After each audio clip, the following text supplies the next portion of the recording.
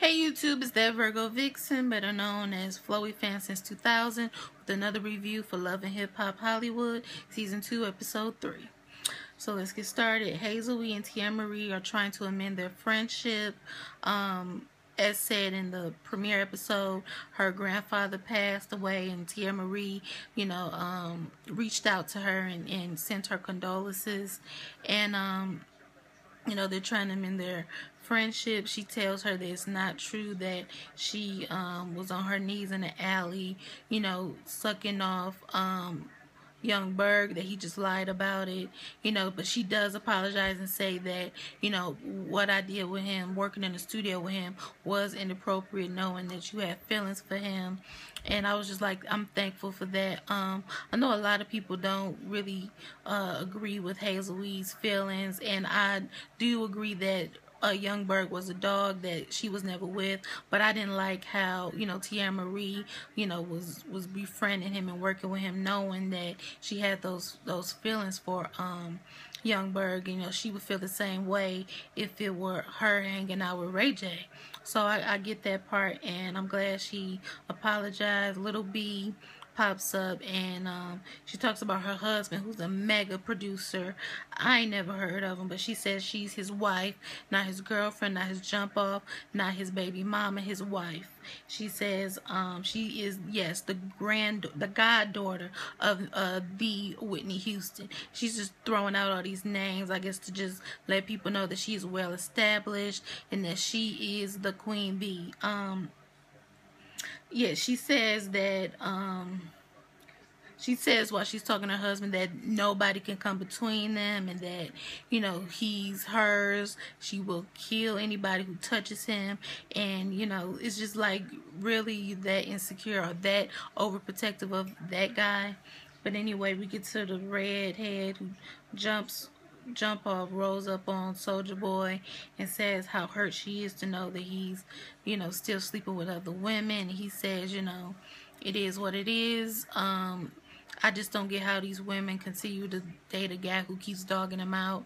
But, this is Love and Hip Hop, so everybody's a thought.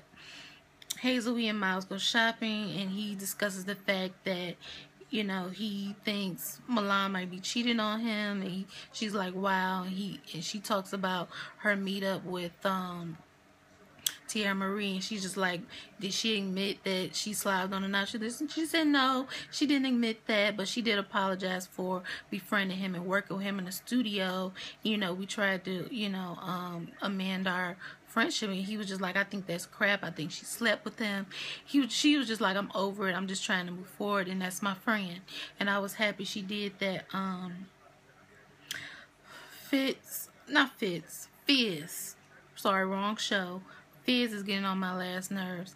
He claims that he doesn't want to be the man he was last season with the girl drama and the girl cheating on him. So he's sampling appetizers. Then he has no main course. He's just dating around.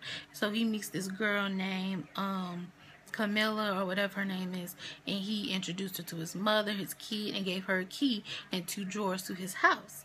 And he gets to the house, and the furniture's rearranged wrong, which looked like crap. Looked like the producers did that just to make it look like she moved it around. He went in his closet and found out that she took like 3 or 4 drawers, and now he feels like she's doing the most because she's just an appetizer, not a main course. And I'm thinking, if she was just an appetizer, why in the world would you ever give her a key to your house? If you do that to appetizers, what do you do to main courses? Do you take them around the world? Do you marry them? Like, stop leading these chicks on if they're going to be appetizers. Like, don't give them a key to your house. And when he goes to tell her that, she's doing the most, and he was like, well, she was just stands her ground. It's like, well, I'm not an appetizer. You can do whatever you want to, but you introduced me to your kid and your mom and gave me a key and said, stay there. You did that. I'm not an appetizer. And if you don't want to treat me like a main course, then, we're over. And I completely agreed with her. And, it just got on my nerves that Fitz. I keep saying Fitz. Fizz is contradicting himself. Naya and the redhead in red jump off Nas. She says that her and Soldier Boy are together, and Naya says that they are not together, and that if they broke up today, it would never be her. And I'm just like, well, it's not gonna be you. He's gonna cheat on the both of you. Why are you even fighting? And Naya says, well, you slept with two of my exes, so you don't have no right to talk about me. And I'm just like, you guys shared exes, or you guys had a threesome or something? Who sleeps with your friend's exes? Like, that's off limits. But Nas, feels some type of way about her. That's why I guess she's sleeping with Soldier Boy. But then Fizz meets up with Omarion and Willie from Day 26. And I've been a fan of Willie since making the band and Day 26. So I've been a fan of his for a while. To see him on the show is great. And he's married. And he's just like, they give Fizz some advice about the whole appetizer thing, and not to make these women feel like main courses.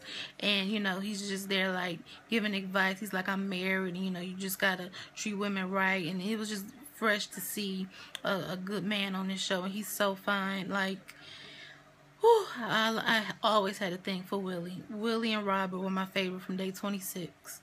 So Miles and Mulan, they have an argument, and he says, you didn't make it to my oral appointment at the dentist, and that I think you're cheating on me. He's just like, I can't deal with this. I was in the studio, blah blah blah. And he leaves. He's just like, I can't do it. And Nikki and Lil B sneak into her husband's studio.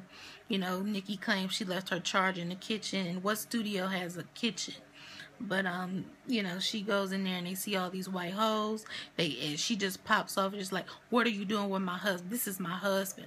Ray J's there, and it's just like, really, Lil B, like, if you have to literally keep all the women away from your man, then he's not your man. And you have to make sure his ring is on his finger. He's not your man. I don't get why she's giving it that much attention. Like, I don't understand it. But like I said, everybody seems to be like a thought on this show. But it's keeping me entertained. I'm watching it. Anyway, that was my review. I hope you like, comment, and subscribe. Follow me on Twitter at That Virgo Vixen. Follow me on Instagram at That Virgo Vixen. The links will be in my more info box, and I'll see you in my next review.